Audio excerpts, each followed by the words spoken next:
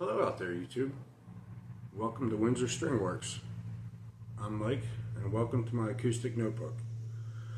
In the last video, I made a neck. Well, unfortunately, I've had to remake the neck because the scale length I made, crikey, quite a while ago. Really, I just took a tailored neck and traced it out. And at that time, I didn't have the StewMac fret spacing rule, or scale length spacing rule, whatever you want to call it. But I have since have gotten one and decided that I want to use the Martin long scale on my guitars, and it was totally different than obviously the Taylor scale length, and I didn't think about that before I made it. But yeah, like I said, I've gone and made a new neck that's gonna be right for the Martin long scale length. So that's that. But also I wanted to say that to make my videos a little more watchable, hopefully to get more people watching and subscribing so I can share my craft with everybody, I'm gonna do it as, well, kind of a notebook thing where you write down, you know, what you're gonna do, what you want to accomplish.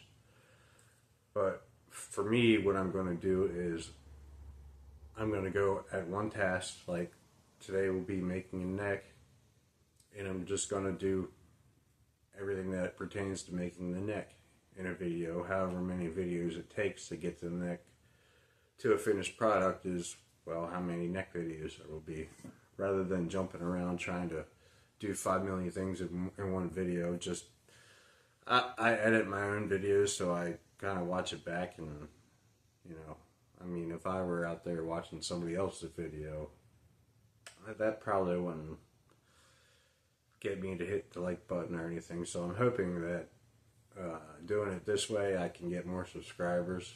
I have like one, but I've only just started, so we all got to start out somewhere, right? But yeah, I just wanted to give you a heads up. That's what I'm going to be doing. So I hope you come along for the ride. Let's get making some dust. Alright, so rather than using my electric planer or joiner I have right behind me here, I'm just going to use a number 7 joiner plane just to get everything nice and flat and smooth.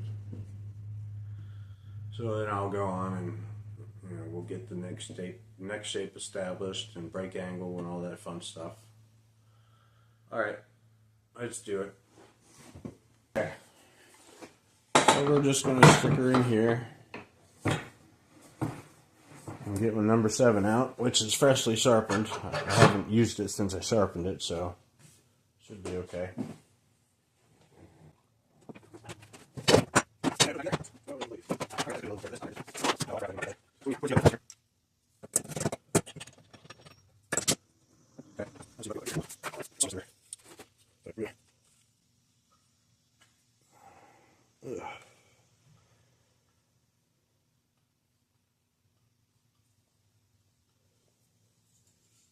I'm using the joiner plane because it's the longest plane I have. It's number 7, so if you know anything about planes, you know that number 7 is a pretty substantial plane. This is actually the newest plane I have. I like to get old tools and make them new again. So let's see how this goes. So right now we're just kind of getting off the high spots.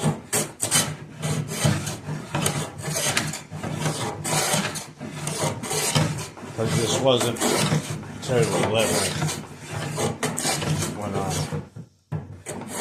well, totally level is an understatement. It wasn't level at all. So right now I'm just taking up these big thick chunks just to get it close, and then once I get pretty much level, I'll take off thinner. Material.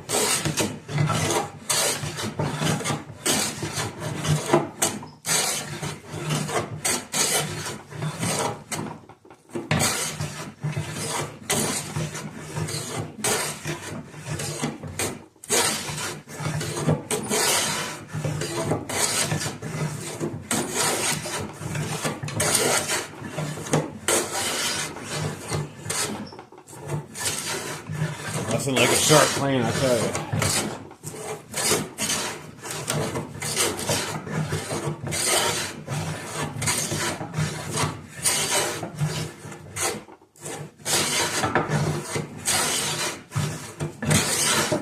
Oop, away from me there a little bit. So, what I'm doing is I'm putting all my pressure on the front, on the toe of the plane. When I get about halfway, you'll see me take my hand off. That way, all the force is back here on the tote hand, on the tote.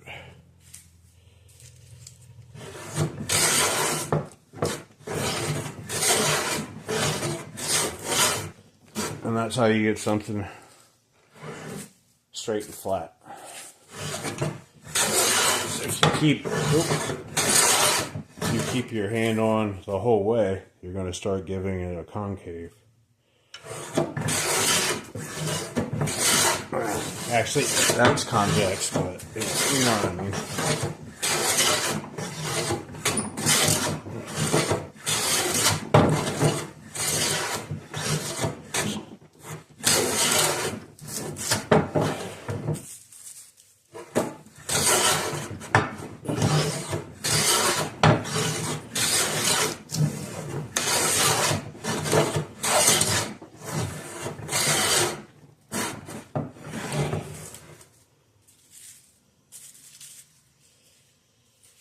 Beautiful, beautiful Paducah wood, I'm telling you.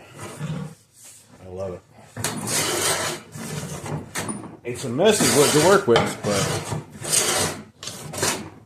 but boy, does it look good.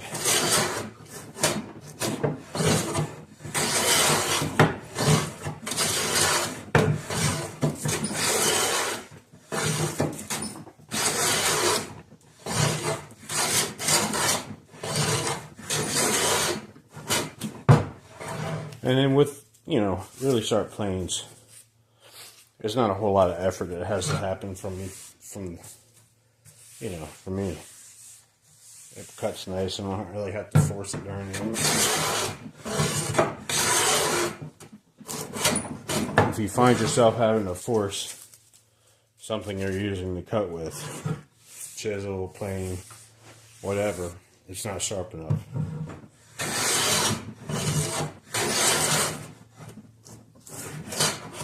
Sometimes it gets stuck a little bit, but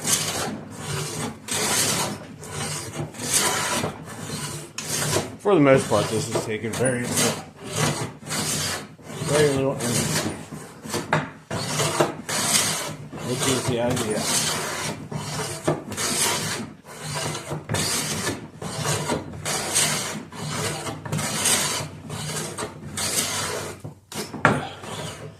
Like I said before, I think I said before anyway, I never knew what sharp was until I got a really good, dropped the money on a really good set of Japanese water stones. And boy, am I glad I did.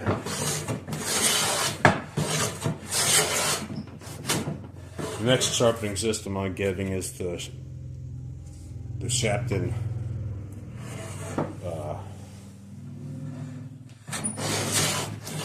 Shapton stones. They're really nice from what I see. I've never used them, but you don't have to really. Oh, there went my fan. You don't really have to flatten them at all. They stay flat. So they're glass stones.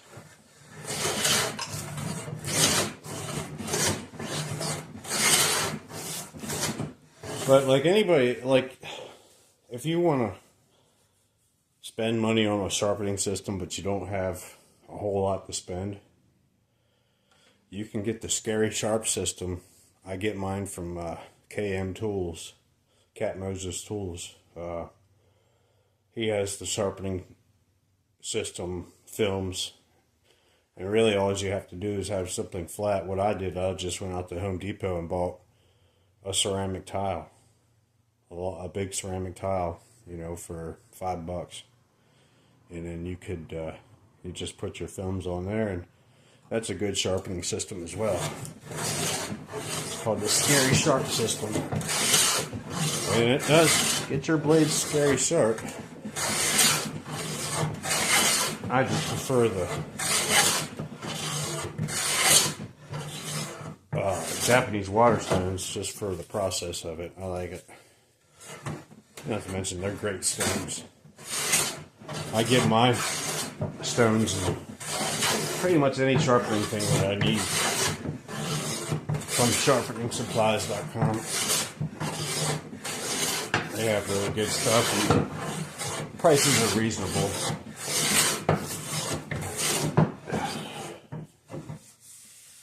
It's getting there.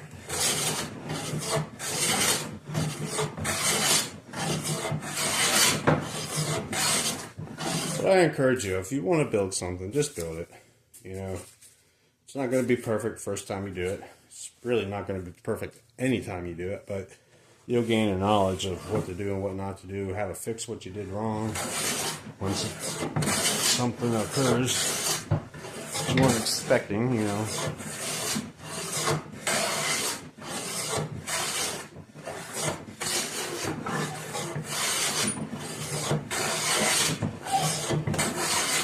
Almost to the point to where I'm going to slacken down the blade a little bit.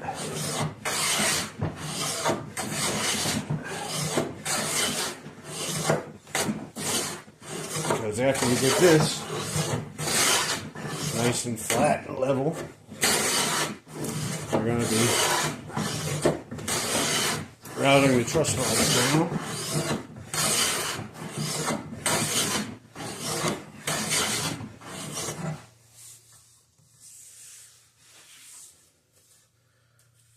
Alright, so that feels good. So now I'm going to turn down the blade a little bit, take a smaller cut.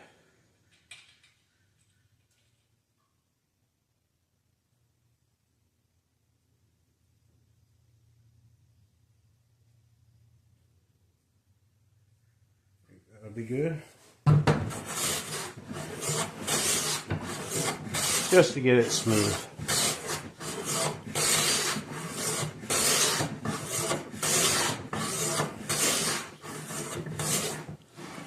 And these are real fine shavings here. I mean, really thin.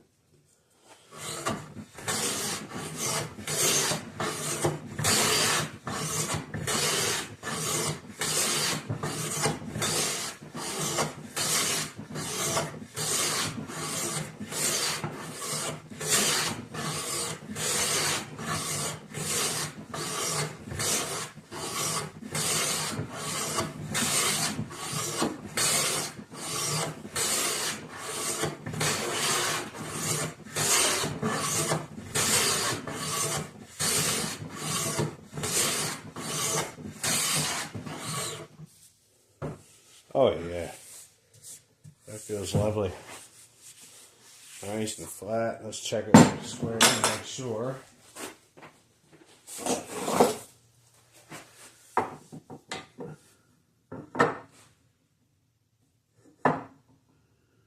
Alright, so I'm going to plane down the sides as well because they're not. Well, that side's good. So it's this side up here that's not. Alright. So let's do a little bit of that. Hand plating is so much fun. I love hand plating. It's nice and quiet. I can talk to y'all while I'm working.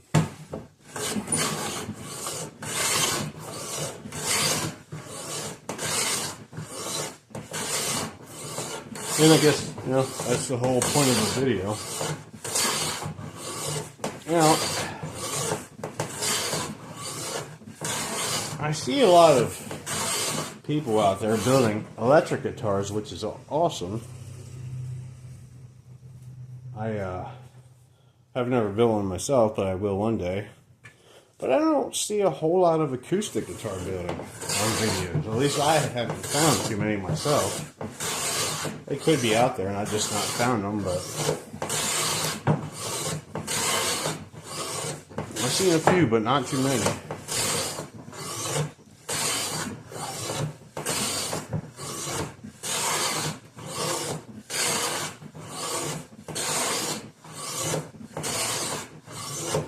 let's check that.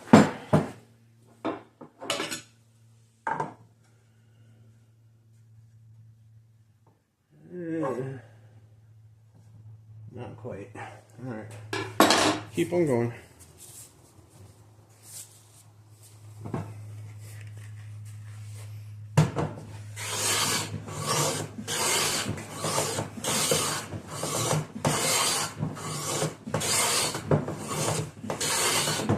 And I made this neck thicker than I need to be, so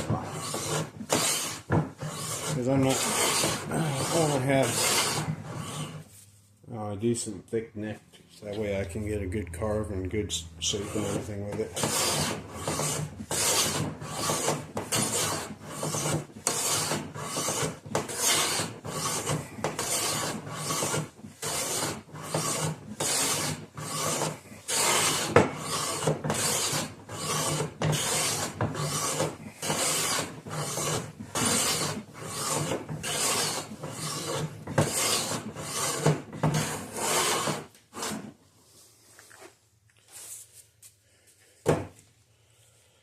Let's see what it looks like now.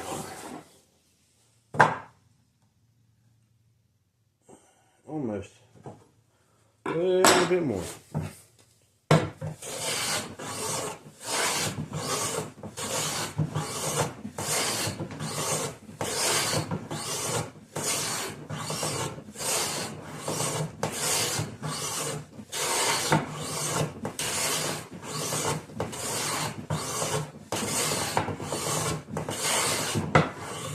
And I use an engineer square because I know I've already checked it. It's totally 100% square, so I know my piece will be square once I get it matched up to this.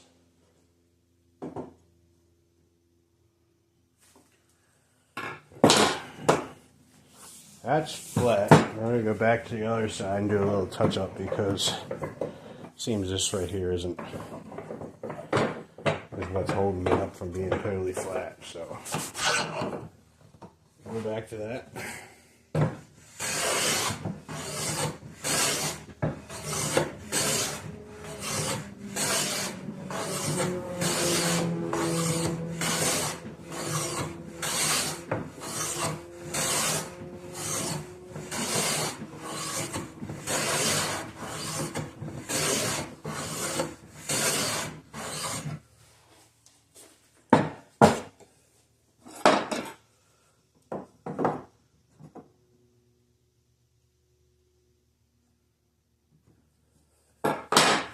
Almost.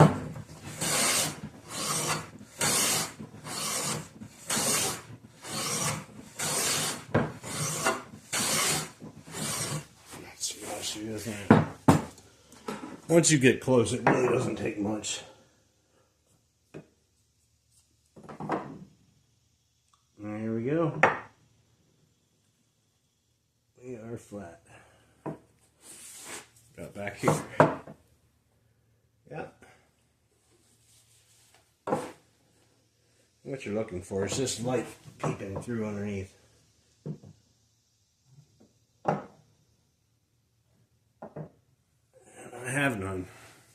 So this side is flat and straight. And this side here I don't really have to do, but what the hell. Why not? It's going to be cut off anyway.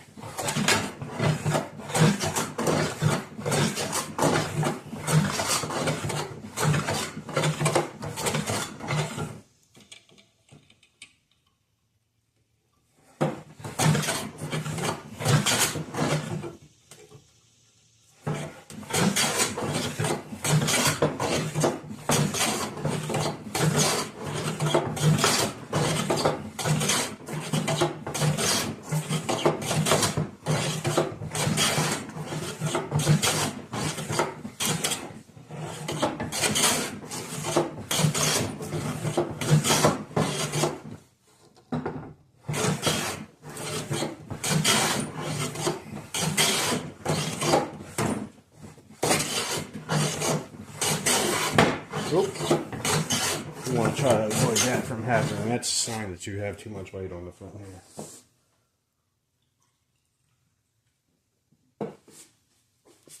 Don't want it teeter-tottering.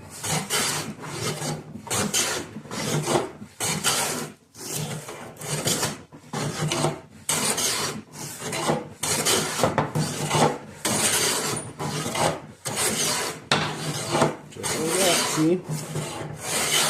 I'm only human. I make mistakes too. And you'll see them here. I'm not going to hide anything.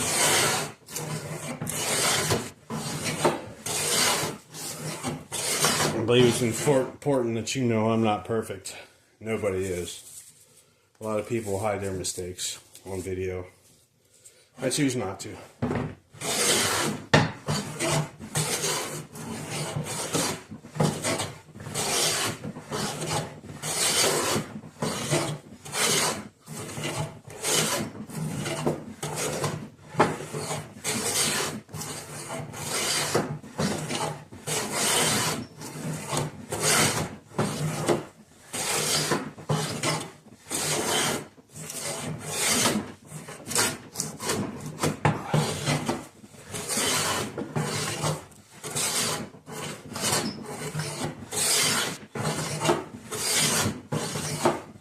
Hope y'all are having a great weekend. It's Saturday, August 23rd.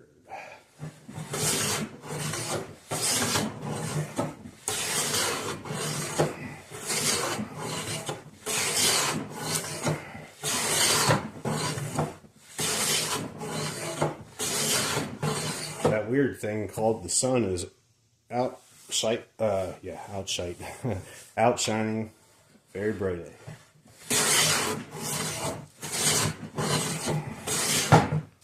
See?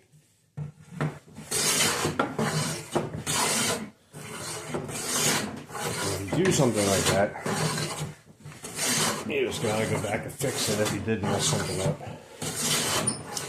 I think I got lucky and I don't think it did. So we'll find out when we put a square on it.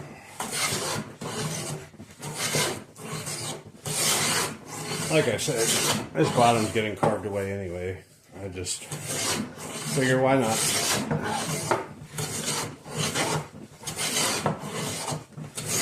But that'll be it. And another video. I'm not going to do that today.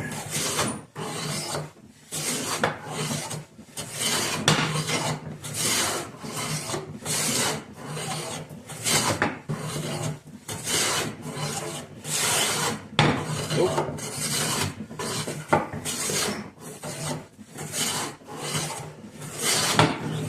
Good. Now, when you start doing that a lot,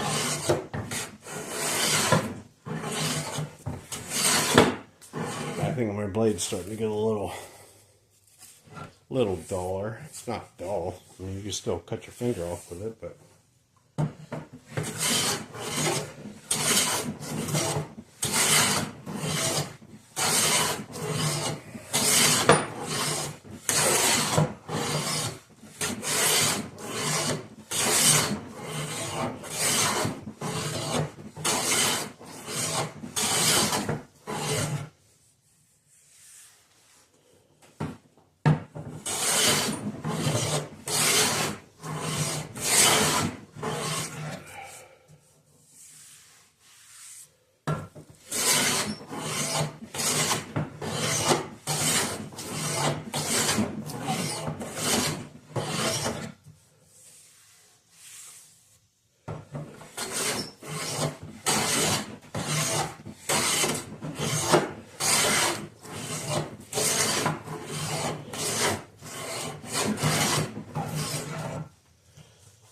And I'm not really honestly worried about it being square on the bottom. So we're going to call that good. And most of it's still a little uneven here, but this is my work surface, so we got that nice and flat and straight and all that goodness. Now,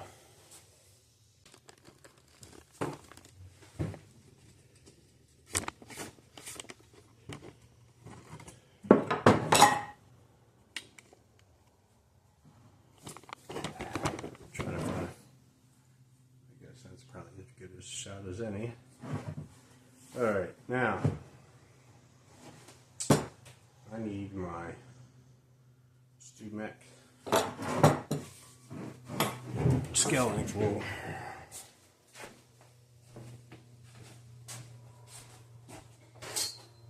Which I happen to have here. So, on this, we are going to use the Martin long scale, which is that side right there. So we're putting the body joint, 14th fret, and that'll give me a pencil. So I'm just making a line here at the 14th fret. I'm going to square it across. I gave myself about an extra 2 mil than I really wanted, because the end of my neck is not even, so I'm going to have to chop that straight.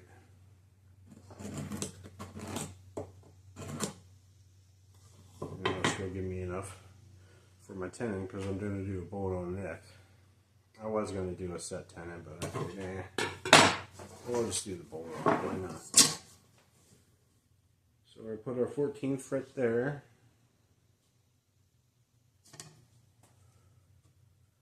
And our nut's going to be here.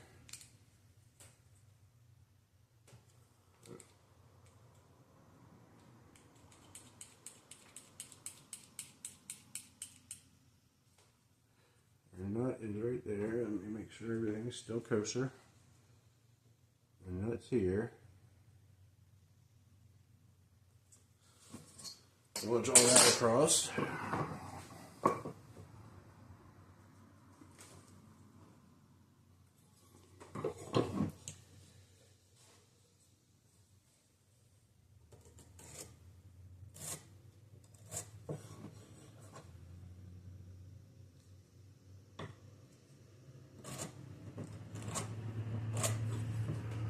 As you see, trying to get a good shot. Okay. So these two lines here, my nut's going to sit there. And back here, that's where my 14th fret body joint is going to be. So I'm going to cut off. You see how that's not level. So I'm just going to cut off as little as possible, because I would like to have a bigger tenon than I need just for stability, even though this is Paduk and the back's ebony, top of course is Sika spruce bear claw, so it's got a pretty cool claw-like bear figure. Alright, so now we have our nut line established and we have our 14th fret body joint established. Now I'm going to grab, where I have it, my angle finder. Angle protractor, I guess is the correct term for it. I did not prepare for this video. I just came in cold and started shooting, so excuse me for the random getting up and down kind of thing going on. I'm pretty sure I have it in one of my drawers here. Just didn't dig hard enough.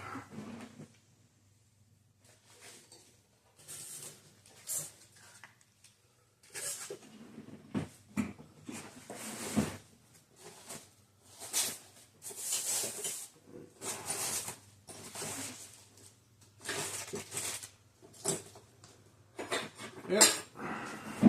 Okay. So we got this guy here, my angle protractor, angle finder, whatever you want to call it. We're gonna go probably with a 12-degree angle for our headstock. All right, so we're gonna put pretty much the zero is like dead center here. So I'm going to put that on the outside nut line. That way the nut has something flat to sit on. So then I'm going to just trace that. Oh, my thumb in the way. My hands are probably in the way too, I'm sorry. But I need to see, so, you know.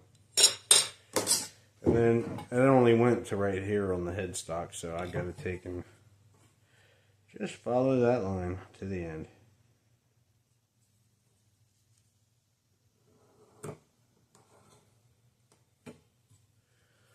Alright, so we have our first line established for a headstock.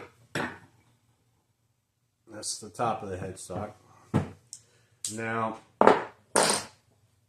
for the bottom, I'm just going to use my calipers to make a couple marks. So I'm probably going to, I want it to be finished at 15 millimeters. So, with that being said, I'm probably going to make it about 18 millimeters. That way I have some room to play. So, let's go to 18.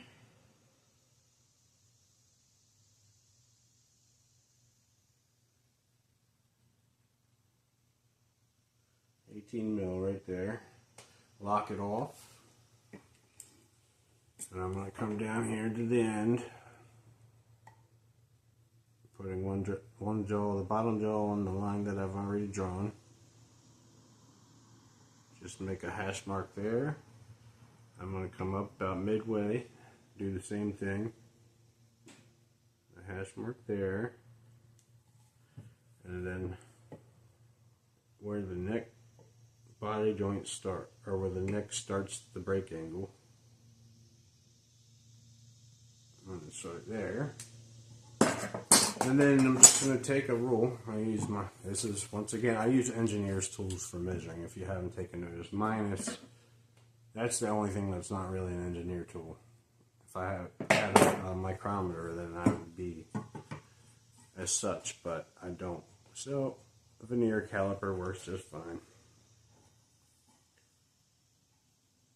Which is what most guitar builders out there that I've seen use, so. Okay. So that is our headstock shape and break angle, thickness and all that good stuff. So now we need to talk about a volute, which is just a little kind of a triangle type deal going down and back up into the neck. When it's shaped, it's comfortable for your hand. Not all guitars have them. Most actually, I think almost all Martins don't have them, but I'm not 100% sure on that. So, all right, to do this, I'm gonna go back to my engineer square here, and I want the volute to be right behind the front line of the nut. And when I say front, I can't talk. When I say front line of the nut, I mean to the string side of the nut. So you kind of want to start it, you know, in the middle where the apex is. I just drew that first line from this back nut line here, just to give me a reference point. And of course my eraser came out wrong, so always on camera.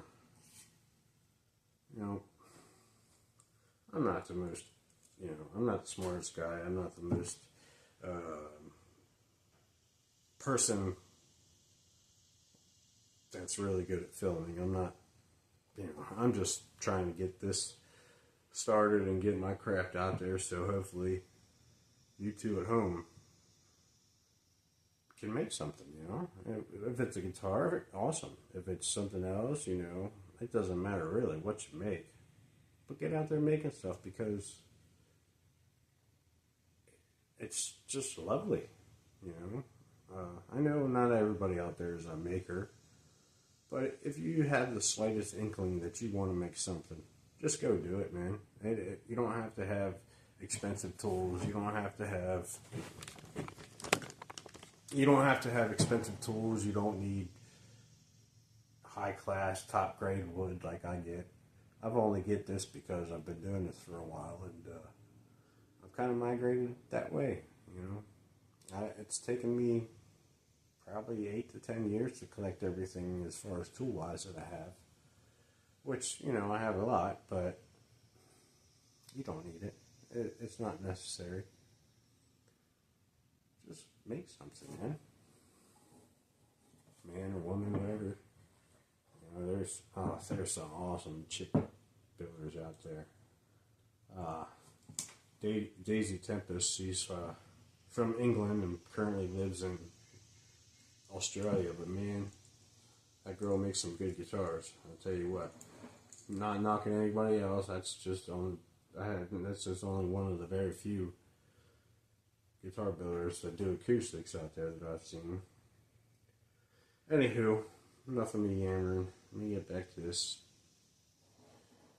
So, in order to make that land, you got to kind of figure, okay, how big do I want my volute to be? You know, because it is going to be carved down, so it's going to look really huge when you first put it on the wood here, but, you know, when you carve it down, it'll be alright. So I'm just going to go from probably about 1.5 inches back.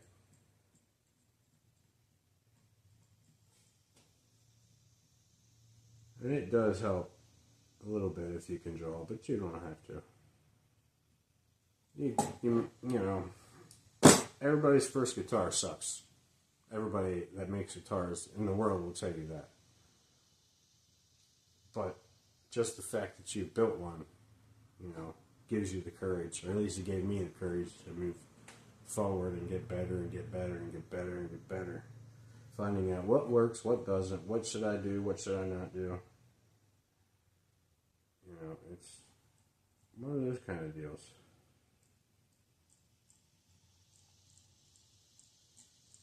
And as I said earlier, I'm going to make this neck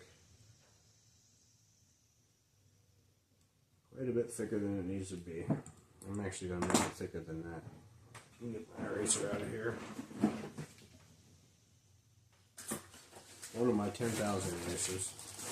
I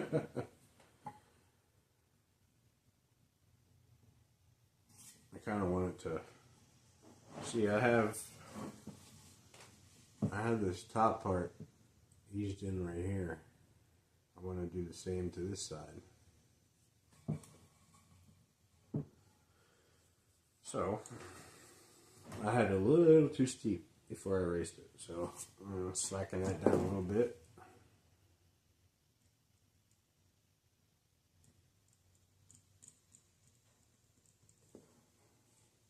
Yep.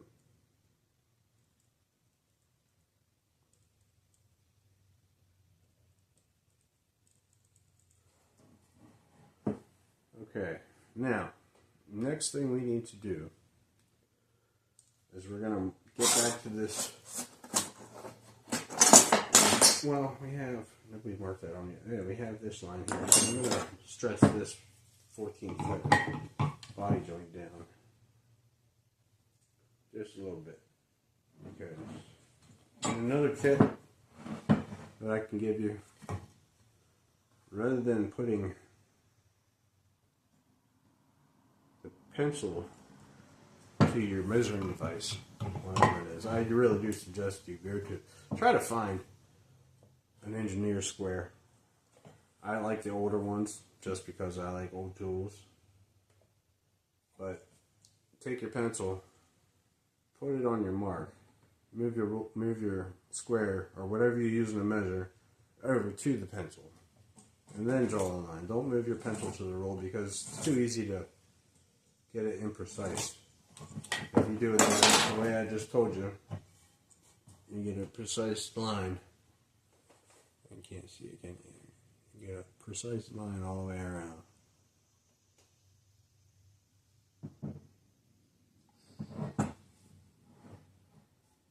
So now we got to figure out how thick we want to start off with the heel. You know, and I'm thinking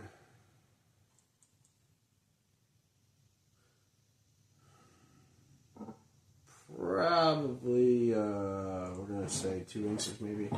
Not even. We'll do 1.5 inches. Why not? Yeah, 1.5 inches. That's actually pretty good. That's pretty doggone good.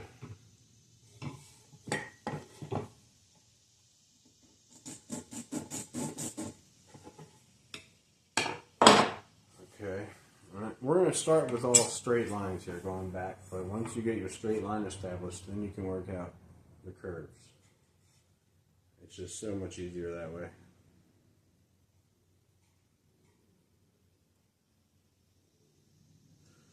And I just realized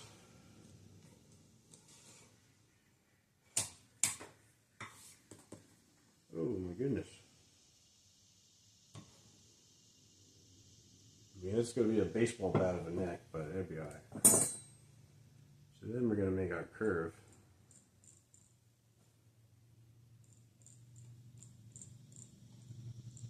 Just gives us something to... So you can just do that.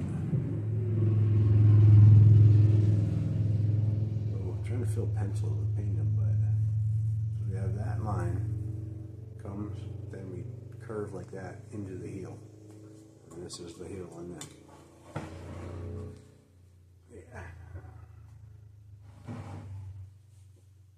So, that gives us a lot of room to, we'll have a lot of carving to do, but that's cool because I like carving necks. That's why I made it so big.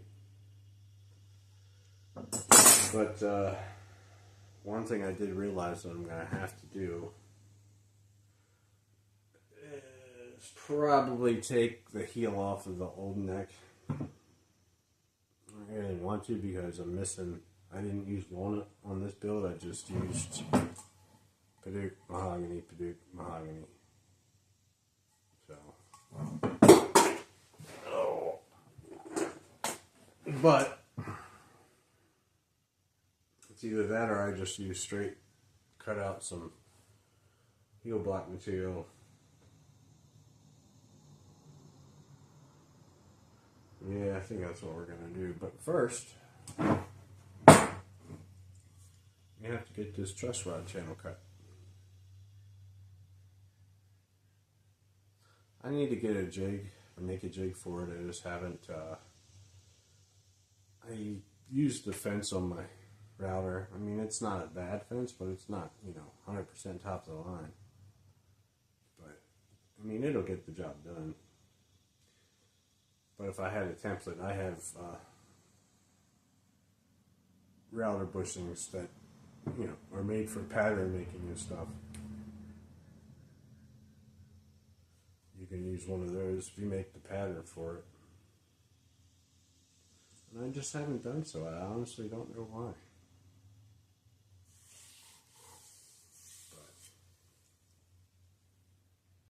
Hey guys, it's Mike from Winter String Works. This is just an outro video to say, hey, thanks for watching. Subscribe, like, tell your friends. And we're going to call it a video to this acoustic notebook. Alright, I'll talk to you later. Have a good day. Bye.